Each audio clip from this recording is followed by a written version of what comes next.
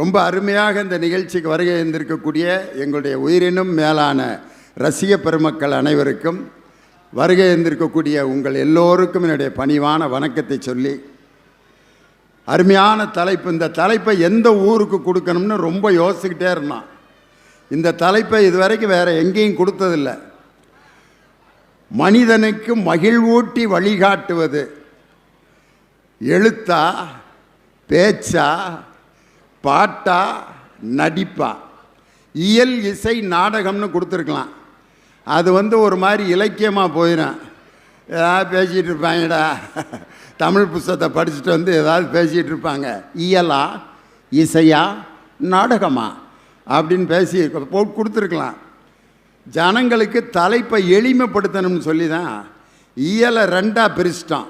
எழுத்து, பேச்சு, இசைக்கு பாட்டு, நாடகத்துக்கு நடிப்பு. இதுவரைக்கும் பட்டிமன்றத்தில் 2 அணியில் 2 குரூப்பாக தான் பேசுவாங்க. இப்போ உங்களுக்கு 4 முனை போட்டி. வர்ற 2026 எத்தனை முனை போட்டி நடக்க போகுதோ தெரியல. அதனால் இங்கே நடப்பது 4 முனை போட்டி. அற்புதமான பேச்சாளர்கள். எழுத்தா, பேச்சா, நடிப்பா, பாட்டா. ஒரு கல்யாணம் நடக்கணும்னா இந்த 4ம் முக்கியம். முதல்ல பொண்ணு மாப்பிள்ளை பேச்சுவார்த்தை நடக்கும். அங்கே ஒரு பொண்ணு இருக்காம்ல, ஒருத்தன் சொல்லுவான், அப்படியா பொண்ணு என்ன படிச்சிருக்கு? விசாரணை. எம்ஏ பிஎட் படித்து கவர்மெண்ட் ஸ்கூலில் டீச்சராக இருக்குது. டெம்பரவரியா இல்லை பெர்மனண்ட் சம்பளம் வாங்குதா, இல்லை அவுட் சோர்ஸிங்கா, இல்லை 20,000 ரூபா சம்பளம் கொடுத்துக்கிட்டு இருக்காங்க, பெர்மனண்ட் 1000. அப்படியா? நல்லா இருக்குமா? அது மனசை பொறுத்து. எனக்கு நல்லா இருக்குது. அந்த பையனுக்கு, உன் மகனுக்கு நல்லா இருக்கான்னு பார்த்துக்க. பேசுவாங்க. மாப்பிள்ளை வீட்டிலேருந்து பொண்ணு வீட்டுக்கு போவேன், பொண்ணு வீட்டிலேருந்து மாப்பிள்ளை வீட்டுக்கு போவாங்க. பேச்சுவார்த்தை, விசாரணை. பொண்ணு வேறு யாரு கூடயா பேசுதா விசாரிப்பேன். மாப்பிள்ளை ஏதோ தண்ணி வெண்ணி அடிப்பாரா, சீரட்டு குடிப்பாரா, எப்படிப்பட்ட ஆள், விசாரணை எல்லாம் நடக்கும். இது பேச்சு. பொண்ணு வீட்டுக்கும் மாப்பிள்ளை வீட்டுக்கு இடையில பேச்சுவார்த்தை நடக்கும். அதுக்கு அடுத்து அதில் வர்ற எழுத்து எது? 2 பேருக்கு என்றைக்காவது அக்ரிமெண்ட் போட்டிருக்காங்களா? உன் பெண்ணை என் மகனுக்கு மணமகளாக ஏற்றுக்கொண்டு 50 பவுன் நகை நான் போடுகிறேன், நீ 10 பவுன் நகை என் மாப்பிள்ளைக்கு போடு, கல்யாண செலவை 50% நாம் செலவழித்து கொள்ளலாம் அப்படிலாம் போட மாட்டாங்க. அங்கே வர்ற எழுத்து எதுன்னா பத்திரிக்கை. அந்த பத்திரிக்கை அடித்து எல்லாத்துக்கும் கொடுப்பான். அங்கே எழுத்து வருது. அந்த பத்திரிக்கை எப்படி அடிக்கணும்னு கண்ணதாசன் எழுதிய ஒரு இசை பாடல் தான் எல்லாத்தையும் கற்றுக் கொடுத்துச்சு. ஒரு கல்யாண பத்திரிக்கை எப்படி அடிக்கணும்னு கண்ணதாசன் தான் மாடல் போட்டு கொடுத்தார். எதில்? நெஞ்சிருக்கும் வரை படத்தில். நிகழும் பார்த்திபாண்டு ஆவணி திங்கள் 20ஆம் நாள் திருவளர் செல்வன் சிவராமனுக்கும் திருவளர் செல்வி ராஜேஸ்வரிக்கும் நடைபெறும் திருமணத்திற்கு சுற்றம் சூழ வந்திருந்து வாழ்த்தியருள வேண்டுகிறேன். தங்கள் நல்வரவை விரும்பும் ரகுராமன் ரகுராமன் ரகுராமன். பத்திரிக்கை மியூசிக் வந்துருச்சா? அதுக்கப்புறம் கல்யாணம் பண்ணுறப்ப கெட்டி மேளம் ஒரு மியூசிக். அப்போ நாகசரம் வாசித்துட்டு இருப்ப ஒருத்தர் உட்காந்துருப்பார். அப்போ அந்த நாகசர பார்ட்டியை படுற பாட்டை பார்க்கணுமே. அங்கே ஒருத்தர் அந்த தாலி கட்டுற இடத்துக்கிட்ட ஒருத்தர் நின்று அப்படிம்பாரு, பா பா பா பா பா அப்படின்னு உடனே நிறுத்திடணும். தாலி கட்டுறப்ப அப்படிம்பாரு,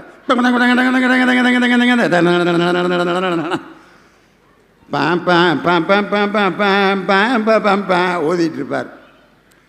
ஏன் கல்யாணத்தில் தாலி கட்டுறப்ப கெட்டி மேளம்னு நாகசரத்தை ஊதி மத்தளத்தை அந்த அடி அடிக்கிறாங்க? யாருக்காவது காரணம் தெரியுமா?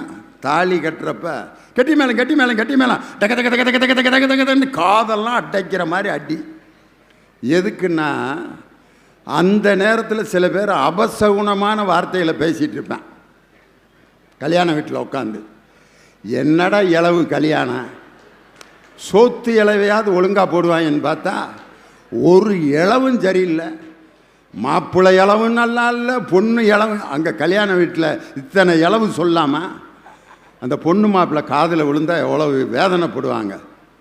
இப்படி ஒருத்தன் பேசிகிட்டு இருக்கான். ஒருத்தன் டே கல்யாண வீட்டில் வந்து இளவுன்னுக்கிட்டு ஆள் முகரையும் பாரு, சுடுகாட்டு பொணம் மாதிரி வந்து உட்காந்துக்கிட்டு. அதுக்கு இளவே தேவலாம் போல இருக்கு. இவன் சுடுகாட்டு பொணத்தை கொண்டு வர்றான். இவங்க 2 பேர்த்தையும் இன்னொருத்தன் கண்ட்ரோல் பண்ணுறான். டே அறிவு இருக்கு உங்களுக்கு? கல்யாண வீட்டில் இளவு சுடுகாடுன்னுக்கிட்டு யார் தாலி எடுத்தா உங்களுக்கு என்னடா அப்படின்னு இருக்கான். இந்த 3 பேரையிலையும் விஷம் வச்சு கொண்டு விடணும். ஒரு கல்யாண வீட்டில் இந்த 3 வார்த்தையும் பயன்படுத்தலாமா? காதில் கேட்குறவங்களுக்கு எப்படி இருக்கான்? இது யாருக்கும் கேட்கக்கூடாதுங்கிறதுக்காகத்தான் நம்பால் கெட்டி மேளம்னு ஒன்றை கண்டுபிடிச்சாங்க. தக தக தக தக தக தக தக அடிச்சு முடிச்சுடுறாங்க. இசை வந்துருச்சா?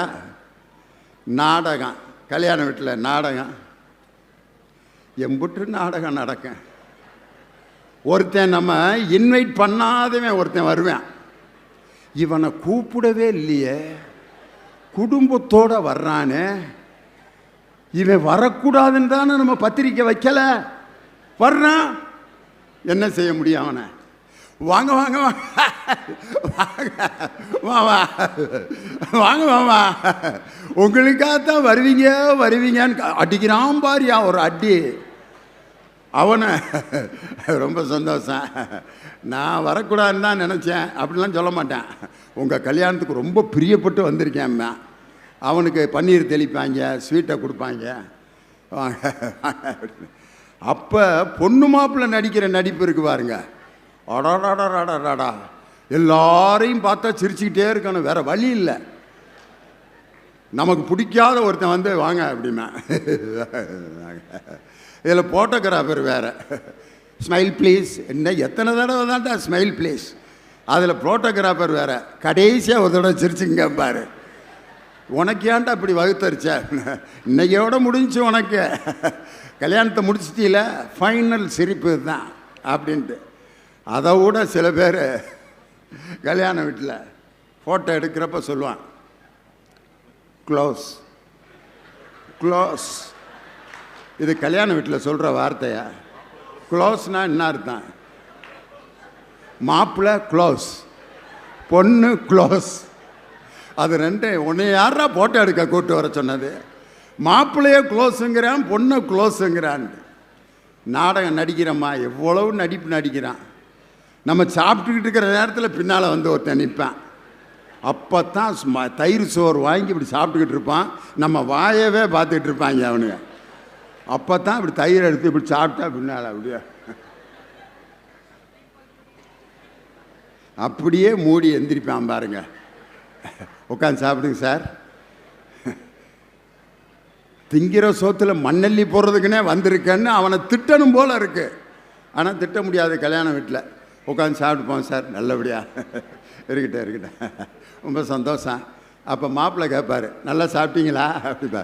அருமையாக சாப்பிட்டோம்ல அப்படின்னு பொய்யை சொல்லிவிட்டு கிளம்பி வர எல்லாம் நடக்கும்.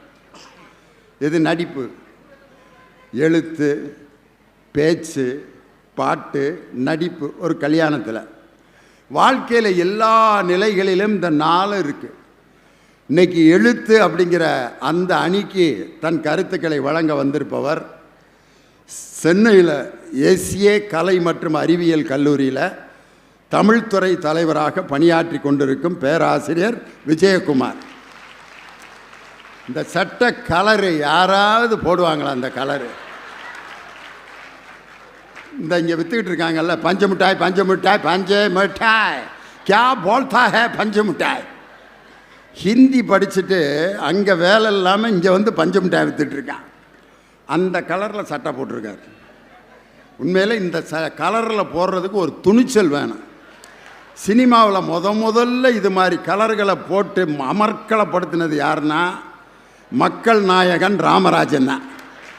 ஆனால் அவருக்கு அப்படி இருக்கு அந்த கலர். திக்கு பச்சையில் பேண்ட்டு போட்டிருப்பார், குங்கும கலரில் சட்டை, கருப்பு பெல்ட்டு போட்டு இன்சர்ட் பண்ணி சொர்க்கமே என்றாலும் அது நம்மூரை போல வருமா? அட எந்நாடு என்றாலும் அது நம் நாட்டு கீடாகுமா? பல தேசம் முழுதும் பேசும் மொழியில் தமிழ் போல் இனித்திடுமா? சொர்க்கமே என்றாலும் அது நம்மூரை போல வருமா? பல தேசம் முழுதும் பேசும் மொழிகளில் தமிழ் போல் இனித்திடுமான்னு அன்னைக்கு ஒரு வார்த்தை சொன்னார் பாருங்க. உண்மையிலே தமிழ் மொழி அப்படிப்பட்ட மொழி. அந்த ஆ அப்படிங்கிற எழுத்து இருக்குது பார்த்தீங்களா, அதில் எவ்வளவு மீனிங் இருக்குது. முதல்ல ஒரு சுழி. இந்த பயல்கள்லாம் பார்க்குறாங்க, வகுப்பில் தான் தமிழ் வாத்தியார் கொள்கிறாருன்னா இங்கேயும் வந்து ஆனா எப்படி போடுவதுன்னு இந்த ஆள் உட்காந்து நடத்திக்கிட்டு இருக்காருன்ட்டு.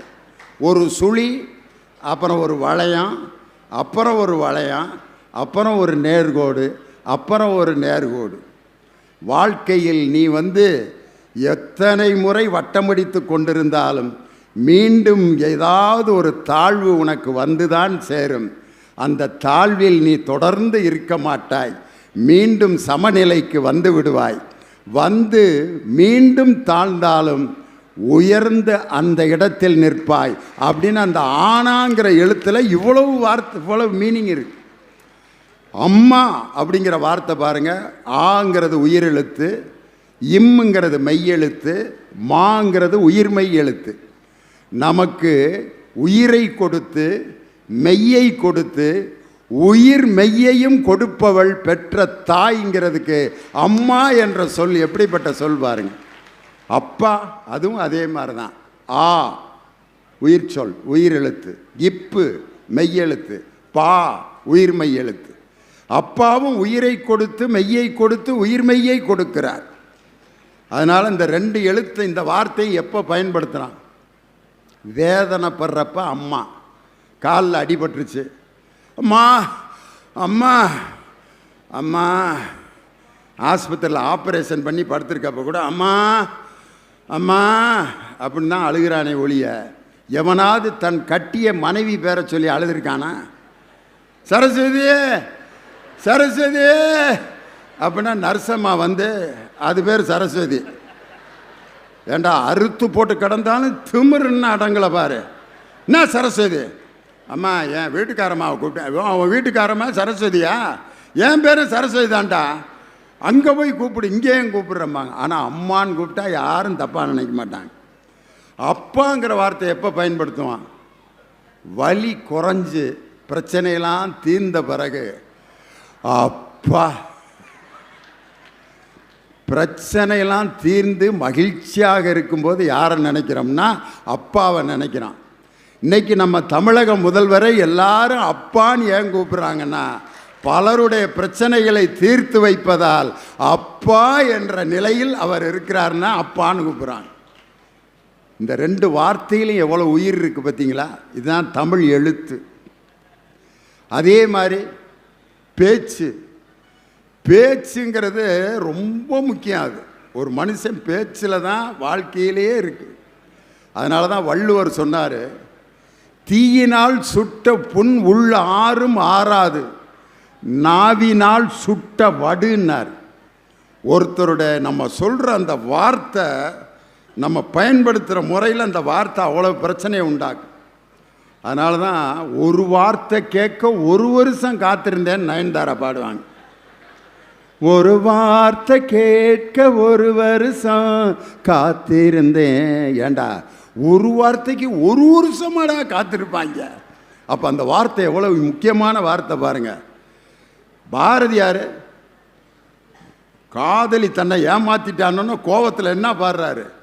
வார்த்தை தவறிவிட்டாய் கண்ணம்மா மார்பு துடிக்குதடி, பார்த்த இடத்திலெல்லாம் உன்னை போல் பாவை தெரியுதடி. Come on claps. என்னடி மீனாட்சி? என்னையா பாரதியார் பாட்டை பாடிட்டு திடீர்னு கமலஹாசன்ட்ட போயிட்டீங்க. அந்த பாரதியார் பாட்டை பயன்படுத்திட்டு அந்த என்னடி மீனாட்சியை இளையராஜா கொண்டு வந்திருப்பேன். இவ்வளவு நான் பேசி இவ்வளவு நீங்கள் சிரிச்சுக்கிட்டு இருக்கிறப்பையும் ஒருத்தர் அவ்வளவு பெரிய வாயை திறந்து கொட்டாய் விடுறாரு. அவர் யாருன்னு இப்போ விட்டவருக்கு தெரியும், நான் அவரை சுட்டி காட்ட விரும்பலை அப்படின்னாரு. அவரை பார்த்தோன்னே எனக்கு ஒரு மாதிரி ஆயிடுச்சு. இன்னும் நம்ம பேச்சு விறுவிறுப்பாக இருக்கணும்டா அப்படிங்கிறதுக்கு அவர் தான் சிக்னல் கொடுக்குறாரு. இன்னும் அவன் பேச்சு அவ்வளவு மக்களை எட்டல, எனக்கு கொட்டாய் வருதுன்னா இன்னும் நீ சரியில்லைன்னு தானே அர்த்தம். அதனால் இந்த மாதிரி சிக்னலையெல்லாம் பார்த்துக்கிட்டே பேசணும். அப்போ தான் மேடையில் ஒரு பேச்சாளன் நிரந்தரமாக மக்கள்கிட்ட இடம் பிடிக்க முடியும். என்னமோ கேட்குறாங்க கேட்காட்டி போகிறாங்கன்ட்டு நம்ம வாட்டுக்கு இருக்கக்கூடாது. சில வாத்தியாருங்க பாடம் நடத்துகிறப்ப இப்படி தான் நடத்துவாங்க. டே அப்பா, ஆக்சிஜன் தயாரிப்பது எப்படி அப்படின்னு நடத்துகிறார் ஒரு சயின்ஸ் வாத்தியார். ஏய், ஆக்சிஜன் நடத்த போகிறேன். யாராவது பின்னால் திரும்பி பார்த்தங்க கொலை விழுவும்டா, நேரம் உட்கார், கையை கட்ட ராஸ்கல்ஸ், என்னை பற்றி உங்களுக்கு தெரியாது. எல்லாம் அப்படியே அசையாமல் உட்காந்துருக்காங்க. ஆக்சிஜன் தயாரிக்கிறார் வாத்தியார். பொட்டாசியம் குளோரேட்டையும் மேங்கனீஸ் டை ஆக்சைடையும் 3:1 என்ற விகிதத்தில் கலந்து ஒரு குடுவையில் எரித்தால் ஒரு வாயு வெளியே வரும். எரியும் தீக்குச்சியை அந்த வாயு கரியை கொண்டு சென்றால் பிரகாசமாக எரியும். அதுதான் ஆக்சிஜன். நடத்தி முடிச்சுட்டு ஒரு பயலை எழுப்பி, நான் நடத்தினது விளங்குச்சா அப்படின்னார். எப்போ சார் நடத்துனீங்க அப்படின்னா, டே படம் போட்டு இவ்வளோ கஷ்டப்பட்டு நடத்தியிருக்கேன், எப்போ நடத்தினேன். அவங்க பூரா என்ன நினச்சிட்டு இருந்தாங்கன்னா, வாத்தியார் ஏன் பின்னால் திரும்ப வேணான்னு சொன்னார், அங்கே என்னமோ இருக்குது, அது என்ன அப்படின்னு தான் யோசிச்சுக்கிட்டு இருந்திருக்கேன். பயல்களை இறுக்க கட்டி போட்டு பாடம் நடத்தினோம்னா மண்டையில் ஏறவே ஏறாது. இந்த இங்கே உட்காந்துருக்கேன், இன்னும் எவ்வளோ நேரம் உட்காந்துருக்க போகிறாங்களோ இந்த குரூப்பு. இப்போயே அவங்க அம்மாவை சொல்லுவாங்க, வேறு அந்த ஆள் அறுத்தாருன்னா கிளம்பி வந்துடுறேண்ணா, ஏதோ நீ சொன்னங்கிறதுக்கு சத்தியத்தை கட்டுப்பட்டு நான் உட்காந்துருக்கேன் அப்படின்னு அவன் சொல்கிறது என் காதில் விழுகுது. ஆனால் அவன் இந்த நிகழ்ச்சிக்கு வந்திருக்கிறத பார்த்துட்டு சந்தோஷப்படுறேன். இந்த குரூப்புகளுக்கு தான் நம்ம செய்திகளை கொண்டு போகணும். நம்ம பெரியவங்க எவ்வளவோ செய்திகளை கேட்டிருப்போம், அவனுங்க கைதட்டி ரசிக்கிற மாதிரி நாம் பேசணும். அப்போ தான் நான் உண்மையான பேச்சானேன். அந்த செக்ஷனை டச் பண்ணணும். அது மாதிரி பேச்சு அப்படிங்கிற அணி, எழுத்து அப்படிங்கிற அணிக்கு விஜயகுமார் எழுத்து தானே நீ? ரைட். நீ வேற 3 பேரும் பேச்சை தயார் பண்ணிட்டு வந்திருந்தா என்ன ஆயிருக்கேன். எழுத்து பேச்சு அப்படிங்கிறதுக்கு உண்மையிலே பேச்சாளர். 3 பேருமே பேச்சாளர் தான். ஆனால் ஒரு பேச்சாளருக்கே பேச்சுன்னு தலைப்பு கொடுத்துருக்கான். எப்படி பார்த்தீங்களா? அதனால தான் எங்கள் அருமை சகோதரி வேதநாயகி, முனைவர் வேதநாயகி, அவங்க திருத்தணியில் இருக்க தளபதி விநாயகம் கலை மற்றும் அறிவியல் கல்லூரியில் முதல்வராக பணியாற்றி கொண்டிருக்கிறார். பிரின்சிபல். நாளை காலையில் அவரை பார்க்கணும்னா நாங்களாம் வெளியே தான் நிற்கணும். பிரின்சிபலை பார்க்கணும். யார் வந்திருக்கா? லியோனி. ஒரு 5 மினிட்ஸ் வெயிட் பண்ண சொல்லு. பிரின்சிபல் ரொம்ப பிஸியாக இருக்காங்க. உள்ளதுனா பிரின்சிபல் அதுக்குரிய பிஸி. இன்றைக்கி அவங்க பேச்சுன்னு பேச வந்திருக்காங்க. அதுக்காக இதுவரைக்கும் பல மேடைகளுக்கு தமிழ்நாடு முழுதும் அவங்கள கூட்டு போயிருக்கேன். இன்றைக்கி தான் அவங்களுடைய கூட வேலை பார்க்குற 2 பேரை கூட்டி வந்திருக்காங்க பேசுகிறது. இது பார்க்குறதுக்கு வைஸ் பிரின்சிபல், இன்னொருத்தங்க தமிழ்துறை தலைவர். என்னென்னா, நான் வெளியில் பேசிட்டு வர்றதெல்லாம் நான் சொன்னால் நம்ப மாட்டேங்கிறீங்க. லியோனி நடுவராக வச்சு சேலத்தில் நான் பேசிட்டு வந்தேன். போடி சும்மா அதெல்லாம் ஓட்டாத. அவர் என்னை எப்படி பாராட்டினார் தெரியுமா? அதெல்லாம் எல்லாரும் தான் பாராட்டுவாங்க அப்படின்னு நேரில் கேளு. நாளைக்கு நம்ம காலேஜ் முழுவதும் வேதநாயகி எப்படி பேசுவாங்கன்றது உங்களுக்கு தெரியணும்னு சாட்சிக்கு 2 பேரை கூட்டி வந்திருக்காங்க. காமர்ஸில் பிஹெச்டி வாங்கியிருக்காங்க. பெரிய விஷயம். வணிகவியலில் பிஹெச்டி.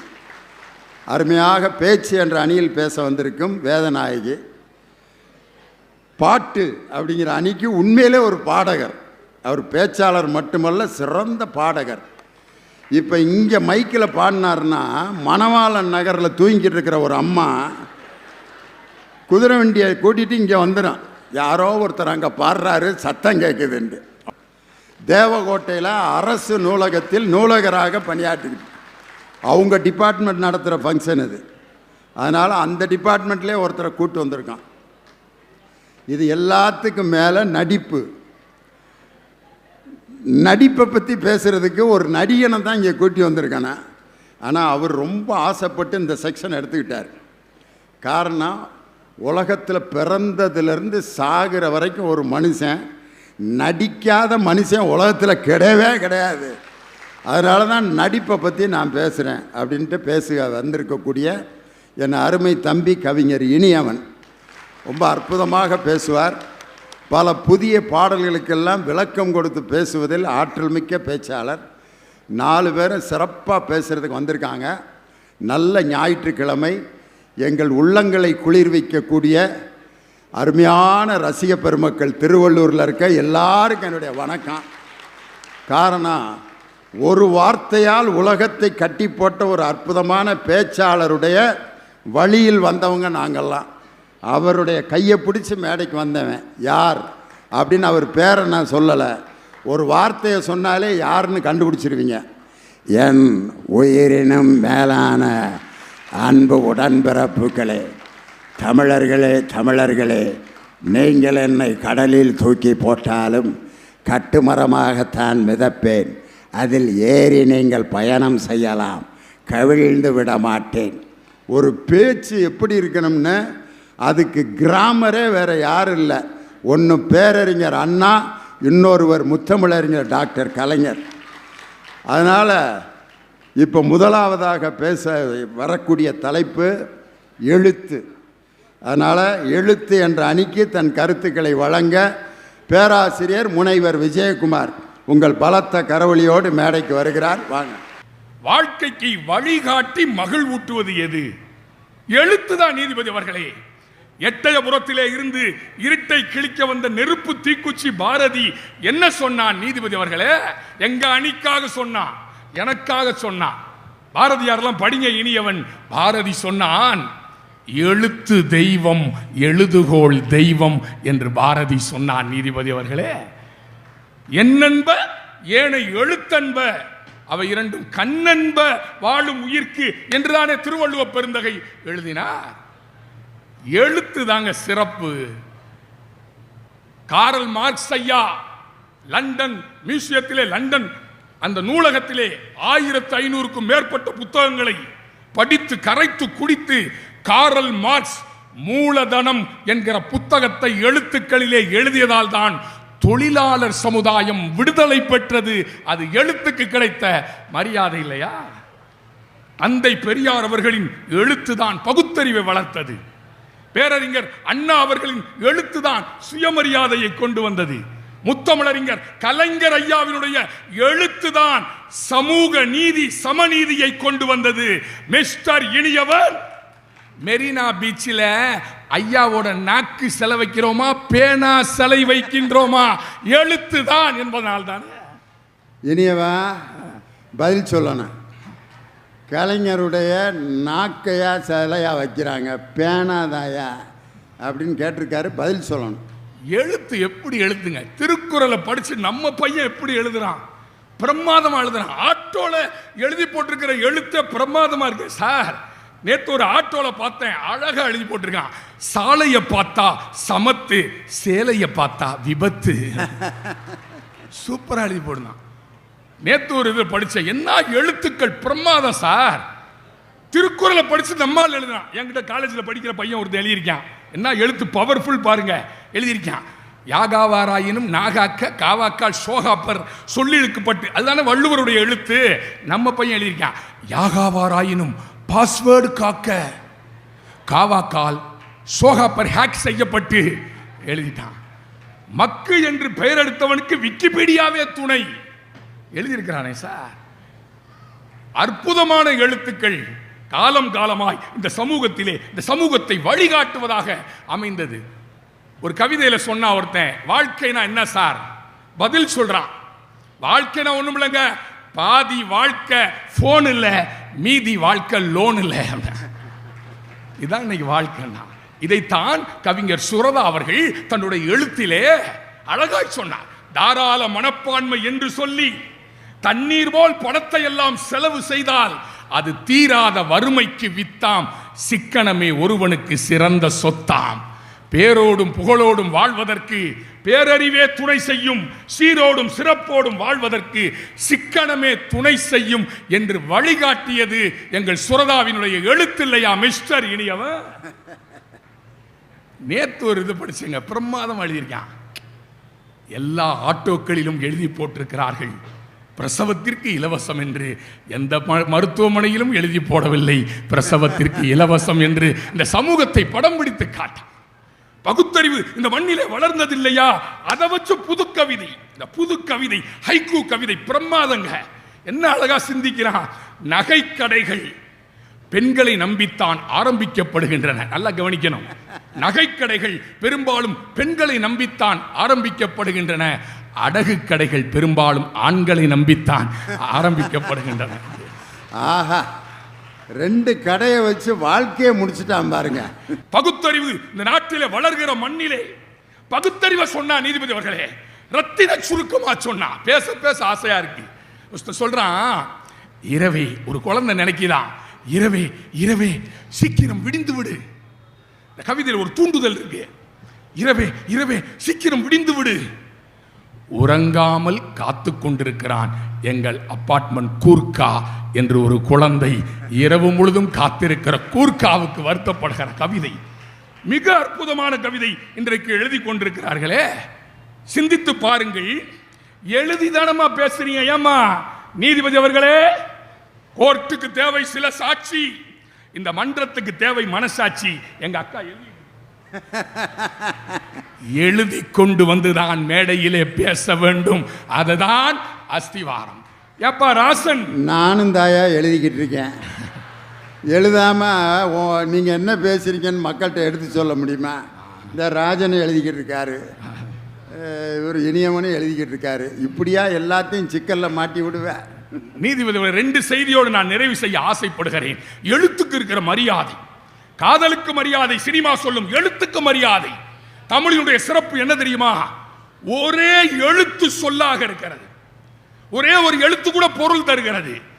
ஆ என்ற சொல்லுக்கு பசு என்பது பொருள், கா என்ற சொல்லுக்கு சோலை என்பது பொருள், ஐ என்ற சொல்லுக்கு தலைவன் என்பது பொருள், கா என்ற சொல்லுக்கு காடு என்பது பொருள், மா என்ற சொல்லுக்கு விலங்கு என்பது பொருள், பா என்ற சொல்லுக்கு பாட்டு என்பது பொருள், ஏ என்ற சொல்லுக்கு அம்பு என்பது பொருள், ஆ என்ற சொல்லுக்கு அம்மா என்பது பொருள். எழுத்துதான். தமிழன் என்ற ஒரு இனம் உண்டு, தனியே அவருக்கு ஒரு குணம் உண்டு. தானம் வாங்கிட கூசிடுவான், தருவது மேலென பேசிடுவான் என்று எழுது காட்டிய சமுதாயம். உயிரெழுத்து 12, மெய்யெழுத்து 18, இருந்து விட்டு போகட்டும் என்பதற்காக தமிழன் அக் என்ற ஆயுத எழுத்தையும் இந்த மண்ணிலே கொண்டு வந்த இனம் நம்முடைய தமிழ் இனம். பீட்டர் சாலை, பெரிய சாலை, அங்கே வானை சுமக்கிற மாளிகை உண்டு. அந்த மாளிகை உயர மண்ணை சுமக்கிற கூலிகள், அந்த கோணிப்பை குடிசைக்குள் குடும்பம் நடத்துகிற கோலங்கள் உண்டு என்று எழுதினார் இன்குலாப். குடிசை மாற்று வாரியத்தை முத்தமிழ் அறிஞர் கொண்டு வந்தார். இன்குலாபின் எழுத்து அரசாங்கத்தை சிந்திக்க வைத்தது. பகுத்தறிவு பேசிய மண்ணில் ஒரு கவிஞன் எழுதுகிறான். அந்த கவிதையோடு காலத்தின் அருமை கருதி நான் முடிக்க ஆசைப்படுகிறேன். ஜோதிடம் பகுத்தறிவுக்கு எதிரானது. மூட நம்பிக்கையின் முடநாற்றம் வீசுகின்ற காடு மணக்க பேசும் கற்பூர பெட்டகமே என்று பேசிய தமிழ்நாட்டில் ஒரு கவிஞன் உயிர் அக்கறையோடு எழுதுகிறான். அதை மூட நம்பிக்கையாக பார்க்க கூடாது. ஒரு ஹைக்கூ கவிதை சொல்கிறான். கிளி ஜோசியம் பார்க்க பிடிக்காது, கிளி ஜோசியம் எனக்கு பார்க்க பிடிக்காது, ஆனாலும் பார்க்கிறேன் அந்த கிளியின் 1 நிமிட சுதந்திரத்திற்காக என்று ஒரு கவிஞன் எழுதுகிறான் என்று சொன்னார். எழுத்துக்கள் இந்த மண்ணிலே கொண்டு வந்து போட்டிருக்கிற அந்த விளைவு மிகச் சிறப்பு. இறந்தும் உயிர் வாழ்தல் வேண்டின் பறந்து கடுகை உலகி ஏற்றியான். பசி எடுத்துத்தான் இந்த நாட்டில் சாப்பிடணும் நிலம் வந்துச்சுன்னா இதை படைத்த இறைவன் அழியட்டும் என்று பேசிய வள்ளுவருடைய குரலை எதிர்த்துத்தான் காலை உணவு என்று தமிழக முதல்வர் பசி கொடுமையை விரட்டியடித்திருக்கிறார் என்று சொன்னால் வழிகாட்டியது இலக்கியங்களே என்று வியக்க வைத்த ரசிகப் பெருமக்களுக்கு என் இதயத் தோட்டத்தில் பூத்திருக்கிற நன்றி மலர்களை காணிக்கையாக்கி வருகிறேன். வாய்ப்பிற்கு நன்றி, வணக்கம். என்ன பேசணும்னு, என்ன பாடணும்னு, என்ன நடிக்கணும்னு பேப்பரில் எழுதுறீங்களா இல்லையா? முதல் கேள்வியை, பயங்கரமான கேள்வியை கேட்டார். கையெழுத்து பயிற்சி, இந்த இவங்களுக்கெல்லாம் ஹேண்ட் ரைட்டிங் வகுப்பில் கொடுப்பாங்க. 4 ரூல்டு 2 ரூல். 2 ரூல் வந்து தமிழ் எழுதி, கையெழுத்து எழுதி எழுதி எழுதி டெய்லி ஒரு பக்கம் முழுதும் எழுதிட்டு வரணும். 4 ரூல்டு ஆங்கிலம், அதில் கர்சிவ் ரைட்டிங் எழுதி எழுதி பழகணும். அச்சு காப்பி அதுக்கு பேர். அதெல்லாம் இன்றைக்கி எழுதி பழகி நம்முடைய எழுத்தை திருத்தணும். கையெழுத்து எவ்வளோ முக்கியம். சில டாக்டர்கள்லாம் என்ன எழுதுகிறாங்கன்னே கண்டே பிடிக்க முடியாது. எவ்வளவு கிறுக்கிறாரோ அவ்வளவு அவர் சிறந்த டாக்டர்னு அர்த்தம். அழகாக எழுதிட்டாருன்னா இந்த ஆள்லாம் எதுக்கு டாக்டருக்கு படித்தார், எழுத்து இவ்வளவு அழகாக எழுதிக்கிட்டு இருக்காரு, சரியாக படிக்காம விட்டார் போல இருக்குமா. கிறுக்கிற மாதிரி எழுதுகிறவர் தான் டாக்டரு. ஒரு அம்மா ஒரு அட்ரஸ் காயத்தை எடுத்துக்கிட்டு ஒரு கிளவியை ஒவ்வொருத்தர்கிட்டையாக கேட்குது, இந்த அட்ரஸ் எங்கன்னு பார்த்து சொல்லுங்கப்பா. இந்த எழுத்து என்னானே புரியல, கம்பளி பூச்சி மாதிரி எழுதியிருக்காரு, இது எந்த வீடுன்னு தெரிலப்பா, எழுத்து புரியலன்னு இருக்கான். ஒவ்வொருத்தர்கிட்டையாக கேட்டுட்டு கடுப்பாயிருச்சு. ஒருத்தன் சொல்லியிருக்கான், இந்த எழுத்து புரியணும்னா மெடிக்கல் ஸ்டோர்காரர் இருக்கார்ல, அவர் தான் டாக்டர் எவ்வளவு கிறுக்குனாலும் மாத்திரை எடுத்து கொடுத்துருவார், அதனால் அவர்கிட்ட போய் காட்டு, அவர் எந்த அட்ரஸ்ன்னு சொல்லிடுவாருன்ட்டு. அந்த பாட்டி மெடிக்கல் ஸ்டோர்காரன்ட்ட போய் கொடுத்து, சாமே இது எங்கன்னு சொல்லுப்பா. அவன் அதை பார்த்துட்டு 5 மாத்திரை எடுத்து கையில் கொடுத்துட்டான். யோ, என் மகன் வீட்டு விலாசத்தை காமிச்சா மாத்திரையை கொடுத்துட்டு போகிறானே அப்படின்னு அழுதுச்சு அந்த அம்மா. எழுத்து ஒரு மனிதனுக்கு அவ்வளவு முக்கியம். வள்ளுவர் என்ற அந்த நமது தெய்வ புலவன் திருக்குறளை எழுதி வைத்ததால் தான் இன்னைக்கு வரைக்கும் அந்த திருக்குறளை நாம் படித்து கொண்டிருக்கிறோம். வாய் வழியாக சொல்லப்பட்டதல்ல, இசையால் சொல்லப்பட்டதல்ல, எழுத்தால் எழுதப்பட்டது. அதனால தான் அருமையாக பேசியிருக்கார்.